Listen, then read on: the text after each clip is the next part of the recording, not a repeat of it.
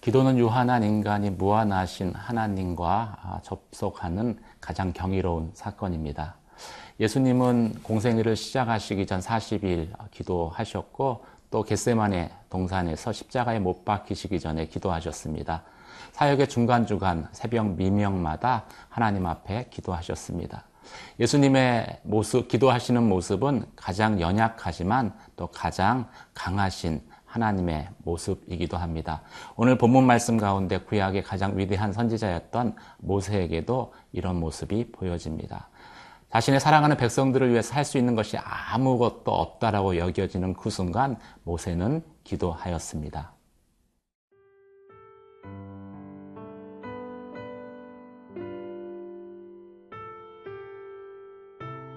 민수기 14장 11절에서 25절 말씀입니다. 여호와께서 모세에게 이르시되 이 백성이 어느 때까지 나를 멸시하겠느냐. 내가 그들 중에 많은 이적을 행하였으나 어느 때까지 나를 믿지 않겠느냐. 내가 전염병으로 그들을 쳐서 멸하고 내게 그들보다 크고 강한 나라를 이루게 하리라. 모세가 여호와께 여짜오되 애굽인 중에서 주의 능력으로 이 백성을 인도하여 내셨거늘 그리하시면 그들이 듣고 이 땅 거주민에게 전하리이다.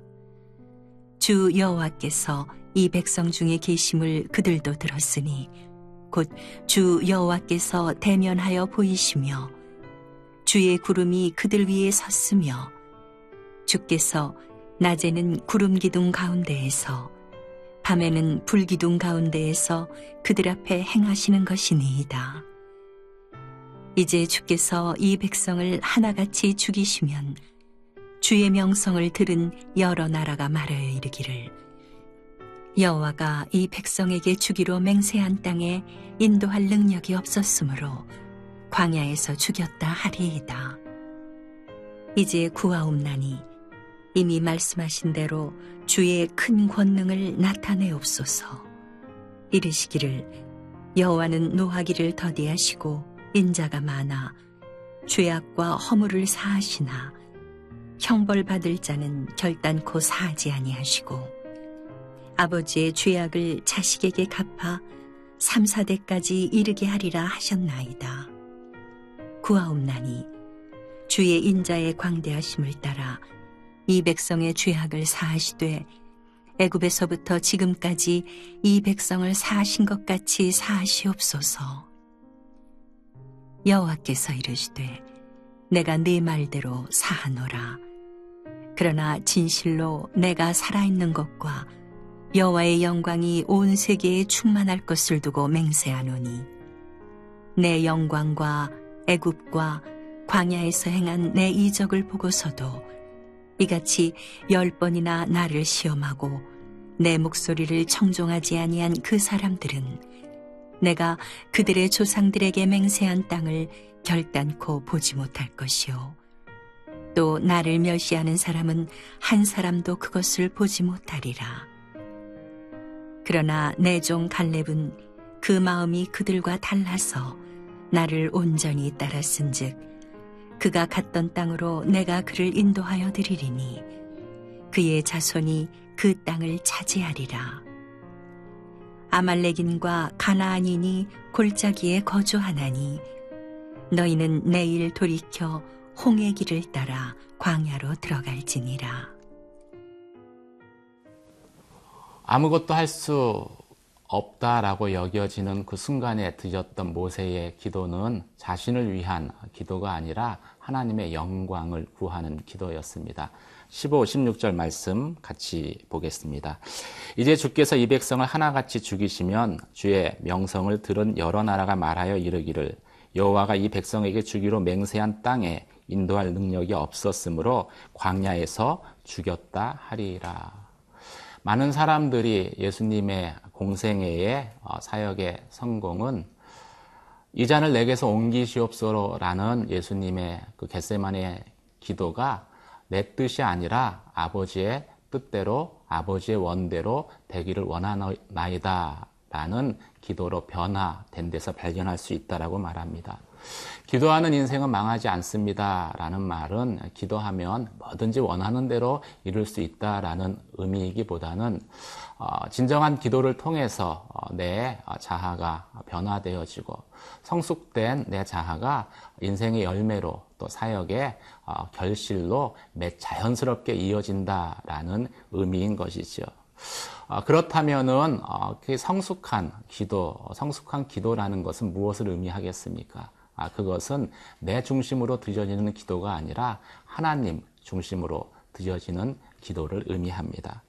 이스라엘 온 회중이 가나안에 들어가면 죽을 것이다 라고 하나님께 불평했습니다. 거기서 더 나아가 이스라엘 백성들은 모세와 아론을 대적하며 돌을 들어 치려고 하죠. 그 순간 하나님께서 모세에게 나타나셔서 이렇게 제안하십니다. 내가 믿음 없는 이스라엘 백성들을 전염병으로 다 쓸어버리고 모세 너를 통해 그들보다 더 크고 강한 민족을 이루겠다. 이 제안은 모세 개인으로 볼 때 또 모세의 그 가문으로 볼 때 참 최고의 기회이고 영광이다라고 생각할 수 있을 것입니다. 그런데 모세는 이 제안을 거두절미하고 거절합니다. 그렇게 되기를 원하나이다 라고 하나님 앞에 기도하는 대신 하나님 앞에 이렇게 간구합니다. 만약 하나님께서 이 백성을 광야에서 죽게 하시면 하나님의 이름이 어떻게 되겠습니까? 이스라엘을 애굽에서 건져내신 하나님께서 그 이스라엘을 가나안에 들이실 능력이 없어서 죽게 한 것 아니냐. 그런 말들이 널리 회자되지 않겠습니까? 그러면 하나님의 영광은 어떻게 되겠습니까? 모세는 하나님의 이름, 하나님의 영광을 자신의 이름, 자신의 영광보다도 더 우선시했습니다. 하나님의 이름이 욕먹는 것이 자신이 욕먹는 것과 같다라고 여긴 것이죠. 모세의 이러한 마음이 하나님의 마음을 움직입니다. 이러한 마음 가운데 들렸던 그 모세의 기도가 하나님의 마음을 돌이키죠. 너희는 먼저 그의 나라와 그의 의를 구하라. 그리하면 이 모든 것을 너에게 더하시리라. 하나님의 나라와 의를 구하는 그 중보의 기도는 하나님을 기뻐하게 하는 기도인 것입니다. 중보 기도는 그래서 내 중심이 아니라 하나님 중심으로 드려지는 기도입니다. 골방에서 열방으로 라는 말이 있습니다.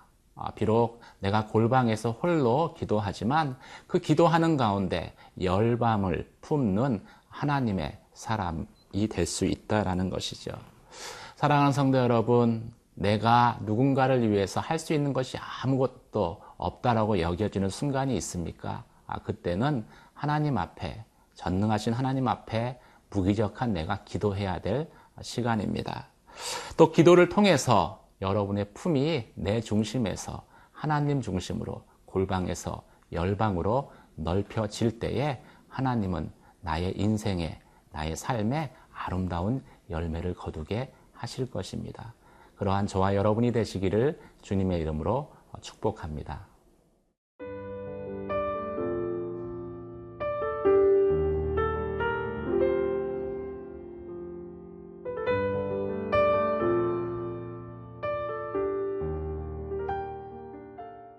모세는 하나님 앞에서 이스라엘 백성들을 위해서 중보 기도했습니다. 그리고 모세의 기도는 즉각적으로 하나님의 응답을 받습니다.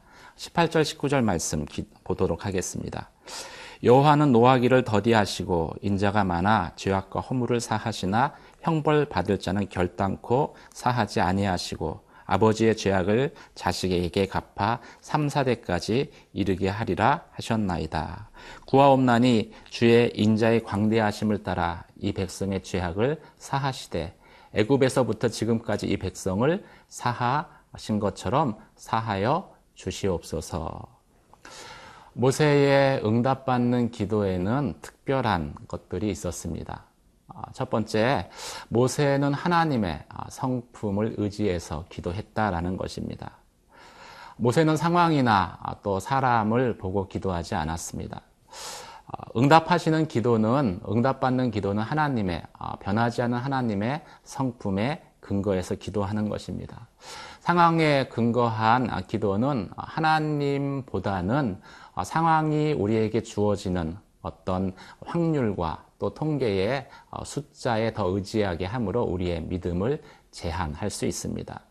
또 사람의 행위나 나의 행위에 근거한 기도는 그 사람의 컨디션에 따라서 기도의 응답이 또 기도가 롤러코스터 타는 것처럼 왔다 갔다 할 수 있는 것이죠.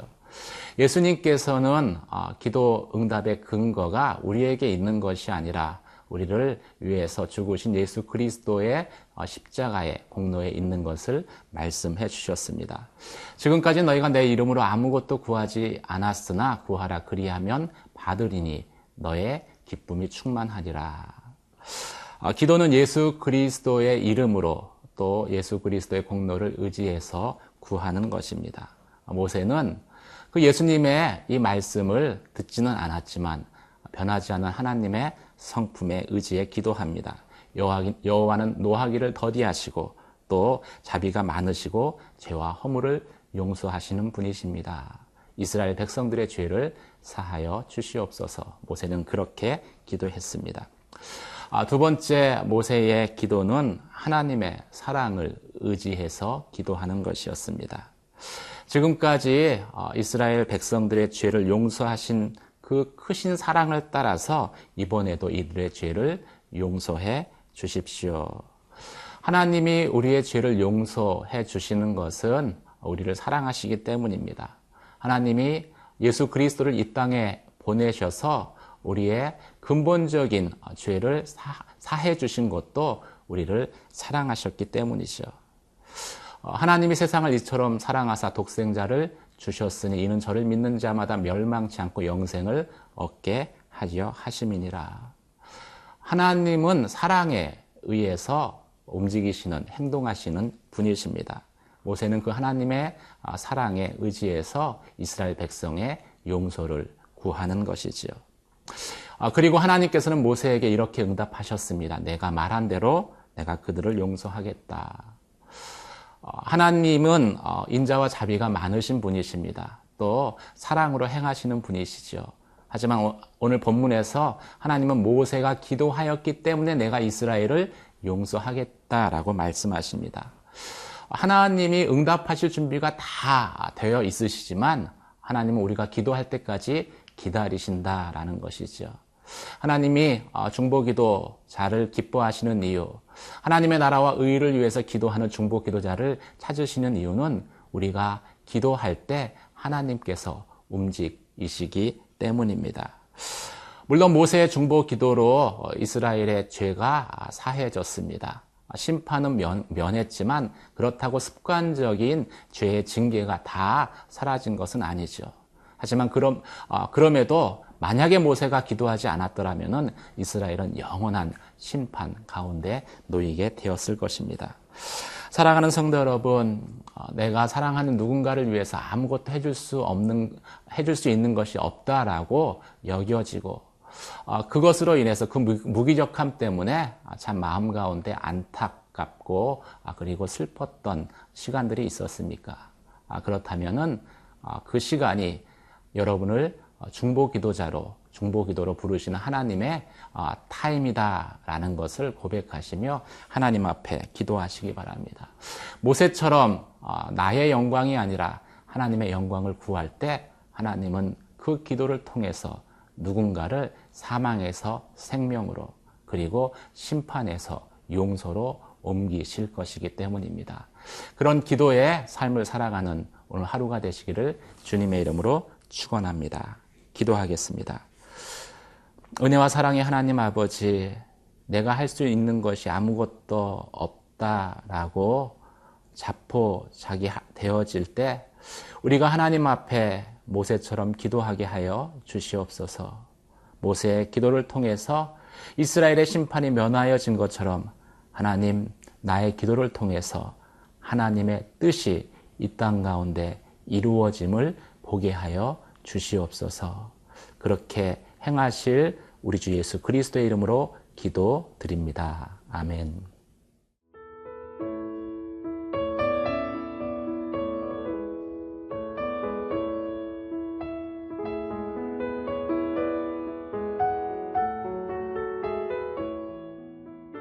이 프로그램은 시청자 여러분의 소중한 후원으로 제작됩니다.